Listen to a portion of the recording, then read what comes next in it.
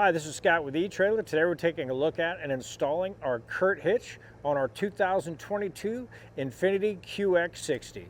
The first impressions with this hitch is it looks really good on here, and our cross tube is hidden, so I really like that on this one. This one's going to have a gloss powder coat finish, so it's going to hold up really well to the elements and also look pretty good as well. Another thing I like about this one is installation for these are pretty straightforward. You should be able to do this one in your driveway pretty easily, maybe with a buddy. So it's pretty straightforward in that aspect. This hitch is going to work well for people that are looking to maybe haul a bike rack on the back or maybe a cargo carrier. Say you do some camping and you need a little more room. This is going to work really great for that. Also for pulling small trailers, you can also do that with this hitch.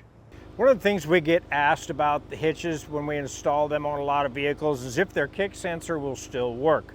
Now with this one, it still will. You just kind of got to find the sweet spot when you're kicking around looking for it.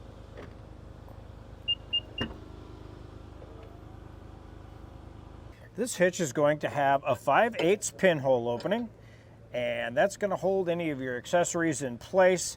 Now this one will not come with a pin and clip, so you may want to pick one up here at eTrailer, but also take a look at a lot of your accessories will come with a pin and clip, so keep that in mind. Another nice option for these is a locking pin. With those, that gives you the ability to, say you have your bike rack on and you're out at the trail and you want to lock it in place so that way nobody can take it while you're gone. A locking pin is a really good option for that. Now for our toe loops, we're going to have the welded on style, and these are going to accommodate either your S style hook or your clevis style hook. So either one of those is going to get you set up for your trailer towing needs. As far as measurements go, from the center of the pinhole out to the edge of the bumper, we're looking at right at about 3 inches. Now with that measurement, you'll be able to decide if any of your accessories that fold up will make any contact with the back of your vehicle. Now from the top of our tube here, from the inside top to the ground, we are looking at right at about 12.5 inches. Now with that measurement, you'll be able to decide if you need any rise in the shank of your bike racks or cargo carriers. This hitch is going to have a tongue weight rating of 900 pounds, and that's going to be the weight of your bikes on your bike racks or your cargo carrier loaded down with all of your gear. Now, that's a pretty high number, so it should accommodate any kind of bike racks that you need to put on the back. As far as tow weight ratings, you're looking at a gross trailer weight rating of 6,000 pounds. Now that's going to be the weight of your trailer and everything that you have on your trailer. Now keep in mind, it's always a good idea to take a look at your owner's manual and make sure you don't exceed any of your towing numbers that are in your manual. So best bet is to usually go with the lowest number between your hitch and your owner's manual. And this hitch will work with weight distribution, but both of your numbers will stay the same. Now, if you have any questions or comments about this hitch, feel free to leave a question or comment in the comment section below, or you can give us a call here at eTrailer. Now, installation for this hitch is pretty straightforward, and you should be able to do it yourself fairly easily. But if it's something you don't have time to do yourself, you can always take a look at our dealer locator and get something done for you locally. If you feel like doing it yourself, stick around, watch our video, and we'll help you get it installed. To start our installation, we have our hatch open in the back of our Infiniti. And one of the things we're going to do to make it a little bit easier on us and give us a little bit more room is we're going to lower our spare. So if we open up our hatch on our passenger side, down in our little plastic cargo area, you're going to have this little cover. Just want to turn that. Now down inside of there, there's going to be a 21 millimeter nut. And all we're going to do is back that down until our spare comes all the way down and we can remove it from underneath of our vehicle.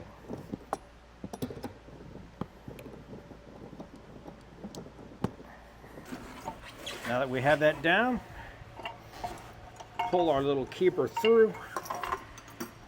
Now we can pull our tire out of the way.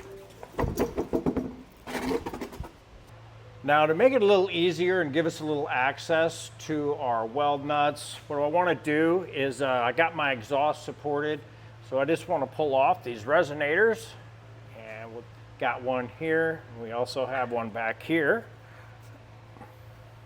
Now what that's going to allow me to do is take my cam buckle strap and just let my exhaust down a little bit.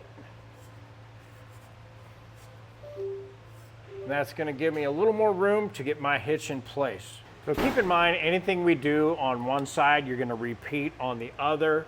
So what I did is I just sprayed a little penetrant up in these 3 weld nuts. And what I'm going to do is just take a tube brush and just clean out these threads a little bit.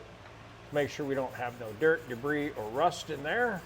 It's going to make it a little bit easier for us to install our hardware. One thing I recommend is taking your hardware that comes in your kit and through all of your holes, just run your hardware in, and then take your ratchet with your 19mm socket and run those up a ways. And what this is going to do is basically clean out your threads, and it's going to make it a whole lot easier to get your hardware installed when you get your hitch put in place. So that's what I would do. Just do that a couple times, run them up and down through each hole, and that's going to clean the threads out. Now I did notice when I first started doing this that it was a little hard to get them started. So just take your time, use some spray, and just keep spraying them up in there. As you can see, a lot of debris will come out with those. So just run along, do all of your holes, and it's going to make it a whole lot easier to get your hardware in place when your hitch is lifted up. Now, as far as our hardware is concerned, we're going to have our bolt that comes in our kit, and we're going to have our conical tooth washer. When we install these, we want to make sure that we have our teeth facing up towards the hitch. And we're going to be using these 3 weld nut locations right there on our frame on both sides. Now we're going to end up having to trim our lower fascia here. So one thing I like to do is feel around and look up under the back of our fascia, and as you can see, we have a kick sensor wire here. So what I like to do is this will just pull right out of these little tabs. So I like to get that moved out of the way, so that way I don't have any issues when I do my trimming, because we don't want to run into that wire. So just kind of get it moved out of the way for now. That way it's away from the area you're going to trim. Now you're going to have another one up here as well. If you feel more comfortable with moving it, you can go ahead and do that as well.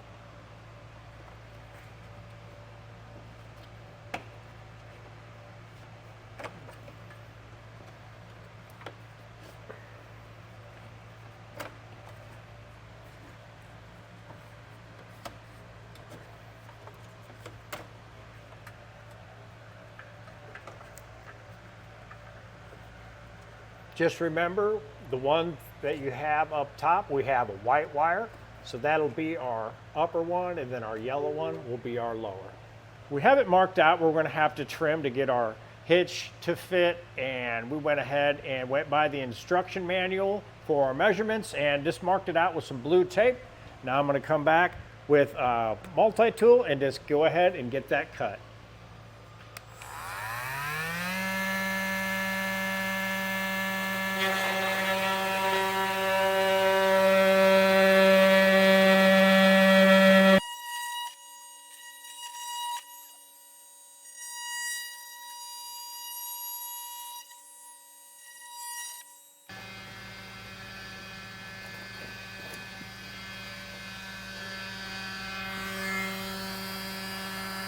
Go a little deeper there.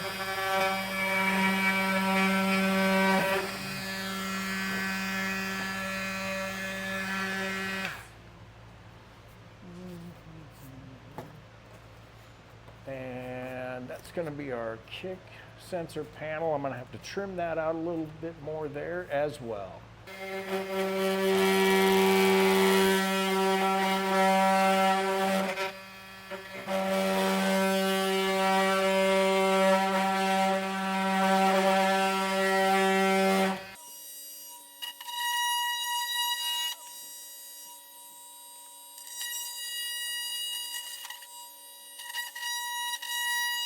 Now to finish cutting that, I'm just going to take my snips and snip that plastic off.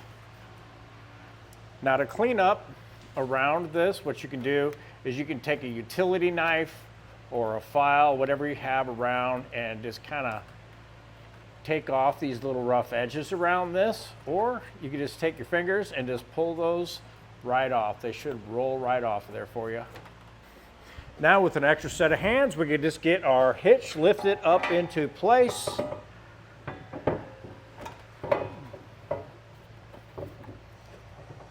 Just want to line up your holes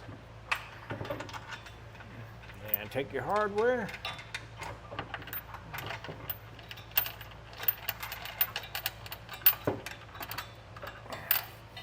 And just go ahead and get them all started.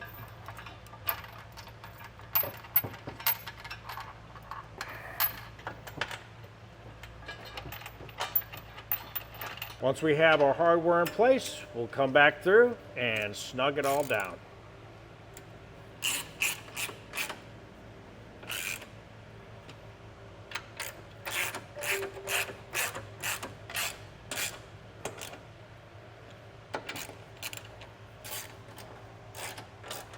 Now we'll come back through and torque down our hardware to the specifications listed in our instruction manual.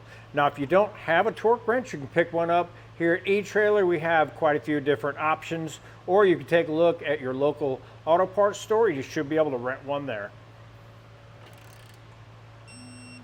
Now we went ahead and got our exhaust put back in place. Now I can remove my strap. With everything in place, make sure you put your kick sensor wire back in place. That's just going to pop down into its slots.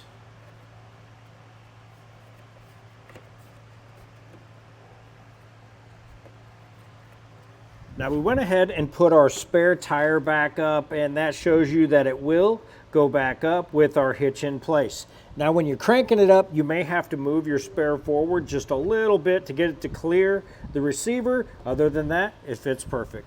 With the spare tire back up, that'll do it for install of our CURT hitch on our 2022 Infiniti QX60. I'm Scott with eTrailer. Thanks for watching.